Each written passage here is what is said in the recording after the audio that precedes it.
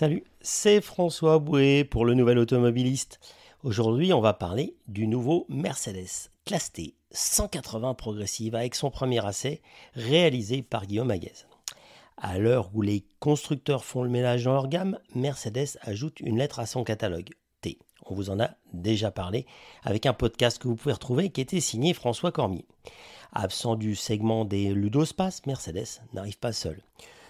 Une gestation qui a donné naissance à des triplés, Renault Kangoo, Nissan Townstar et la Mercedes Classe T. 3 véhicules, 3 genres, 3 types de clientèle. Puisque François nous a presque tout dit, il est grand temps d'essayer le Classe T dans la seule motorisation essence proposée en France, le 1,3 litre 131 chevaux, associé à la boîte à double embrayage 7 rapports. Le discours de Mercedes-Benz est clair, la Mercedes-Benz Classe T aurait été la même si elle avait été développée seule. La face avant reprend les codes de Mercedes-Benz, une grande partie de l'avant de l'habitacle est spécifique, le reste est tout de même proche de son cousin français. Il est donc aussi aisé que difficile de contredire Mercedes une fois à bord. L'intérieur reprend les codes, voire les éléments du catalogue Mercedes, le volant, les aérateurs à hélice, l'interface MBUX. La Mercedes-Benz Classe T répond même quand on dit « Bonjour Mercedes ». Pas de miracle, les fanatiques du plastique moussé peuvent passer leur chemin. Il n'y en a pas ici. Sur notre version d'essai, progressive, c'est le niveau d'équipement, une partie de la planche est recouverte d'un matériau imitant le cuir retroussé, nommé Neotex, qui flatte l'œil et le toucher. L'accès à bord est toujours aussi facile et on se glisse sur le siège qui semble à la bonne hauteur. La sellerie nous semble un peu plus ferme que celle du Renault Kangoo. Mercedes-Benz annonce en effet avoir redessiné les sièges. Le toucher le confirme plus que la vue. Vue qui est un peu bouchée par les appuis-têtes plus proéminents qui accompagnent les montants A, B, C et D déjà imposants. Pour démarrer, il suffit d'appuyer sur le bouton Start. Comme pour le Kangoo, le moteur 1,3 litre turbo de 131 chevaux est discret avec une légère symphonie de sportivité. La boîte à double embrayage se manipule avec un levier de vitesse surmonté d'une grosse étoile Mercedes-Benz dessus. C'est peut-être la seule faute de goût de cet habitacle. Le début de l'essai se fait en milieu urbain. Le trafic de Munich est dense, mais l'heure de pointe est déjà passée. Les rapports de vitesse, eux, passent sans à-coups. Le gabarit est facile à prendre en main, les quelques courbes extérieures n'empêchent pas d'identifier rapidement les limites du Classe T. Pas d'option de gestion du trafic pour le moment, elle arrivera plus tard dans l'année. En attendant, il faut s'appuyer sur les classiques limiteurs et régulateurs de vitesse. Le GPS nous aide à sortir de la ville, même si son écran de 7 pouces nous semble maintenant un peu petit. Il s'agit toutefois d'un format classique dans son segment. Cette taille est d'autant plus gênante qu'il n'y a pas de rappel sur l'écran au centre des compteurs, ni d'affichage tête haute, pourtant proposé sur un Citroën Berlingo. Et n'espérez pas de réalité augmentée, que nous avons tant apprécié sur l'essai du Mercedes-Benz Classe GLA par exemple. L'ergonomie du poste de conduite est bien aidée par les 2 touches tactiles sur le volant permettant de gérer les 2 écrans sans le lâcher. Le volant bien sûr. La lecture des panneaux de limitation de vitesse n'a pas fait d'erreur sur nos 131 km de trajet. Si notre arrivée sur l'autoroute nous limite à 60 km/h, il s'ensuit rapidement une zone sans limite de vitesse. Les hautes vitesses ne font d'ailleurs pas peur au Classe T. Elle met en avant plusieurs de ses qualités.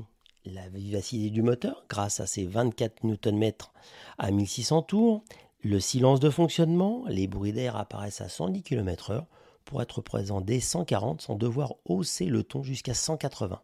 Nous n'irons pas plus vite, la vitesse maximum est annoncée pour 184 km/h. La tenue de cap est imperturbable et une gestion du maintien de ligne exemplaire. Mais il est temps de quitter la voie rapide et de rouler dans la campagne légèrement vallonnée de la Bavière, entre les lacs de Starnberger et Hammer. La direction, légère en ville, devient précise pour gérer au mieux les courbes de la route. Le moteur ne faiblit jamais, les reprises sont vives et dépasser les véhicules plus lents se fait en toute sécurité. Nous n'avons pas eu besoin de faire de freinage d'urgence, mais les freins nous ont semblé bien calibrés, du moins avec 2 occupants à bord. Le fonctionnement du stop and start n'est pas loin d'être exemplaire, que ce soit à l'approche d'un feu ou d'un stop. Nous avons fait des tests de stationnement le temps d'une pause. Le diamètre de braquage, 10 mètres entre trottoirs, fait des miracles pour se faufiler malgré le gabarit de 4,50 m de long. La caméra de recul est de qualité et permet de sélectionner 2 angles de vue, classique et élargi. Côté modularité et rangement, on retrouve le même principe que chez son cousin Renault Kangoo. C'est-à-dire qu'on fait mieux chez Stellantis. Dans les essentiels pour nous, il manque une position intermédiaire de la plage arrière, une console centrale avec plus de rangement et des coffres pour les passagers arrière. Ils se consoleront avec une tablette et un mini vide-poche dans la contreporte. Le réservoir de carburant a une capacité de 54 litres. Avec une consommation annoncée entre 6 litres 6 et 7 litres 3 en fonction des équipements, l'autonomie va de 740 à 818 km. Notre essai du Renault Kangoo avec le même moteur mais en boîte de vitesse manuelle a relevé une consommation réelle de 8 litres contre 7 litres 8 au tableau de bord. Les mêmes chiffres que l'ordinateur de bord de notre Mercedes Classe T. Continuons par les chiffres. Côté argent, l'étoile se paye-t-elle au prix fort? En France, Mercedes a fait l'impasse sur le Citan Tourer, mais aussi sur le Classe T en finition de base. Donc la gamme démarre à 29 100 € sur un T180 en finition style, auquel il faut ajouter 2 600 € pour passer en finition progressive et 2 500 € pour la boîte automatique, soit un total de 34 220 €. Côté concurrence, le Renault Kangoo 1,3 litre TCE est proposé à 33 250 € à équipement équivalent, mais il n'a cependant pas les sièges en cuir. Il propose cependant en option la conduite semi-autonome pour 1 200 € qui sera proposée en fin d'année sur le Classe T. Côté concurrence autre, le Toyota Pro-Ace ou le Ford Tourneo ne propose pas des puissances équivalentes, donc le seul vrai concurrent est le Volkswagen Caddy, seul uso-space jusqu'à présent à connotation premium. Hélas, depuis son renouvellement, il n'est pas encore proposé en France. Donc, pour le moment, la place est donnée à la Classe T. Grâce à notre essai du Renault Kangoo, nous savions que notre essai de la nouvelle Mercedes Classe T allait bien se passer. Ressemblant, mais pas identique, le Classe T arrive à faire la différence grâce à une présentation soignée. La ligne extérieure nous paraît plus équilibrée. L'intérieur reprend les codes de la marque étoilée.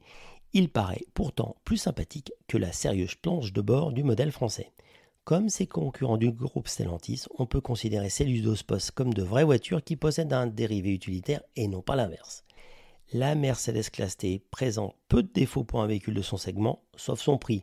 Autant il peut se placer en finition classique à boîte manuelle, autant le surcoût de la boîte automatique nous paraît injustifié face à son cousin français. 2 500 € contre 1 100 € sur le Renault.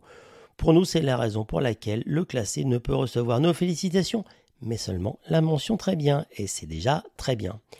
Si vous voulez retrouver cet essai accompagné de photos et de plus de détails sur l'aspect équipement et prix, n'hésitez pas à aller le regarder sur le site du Nouvel Automobiliste. À bientôt.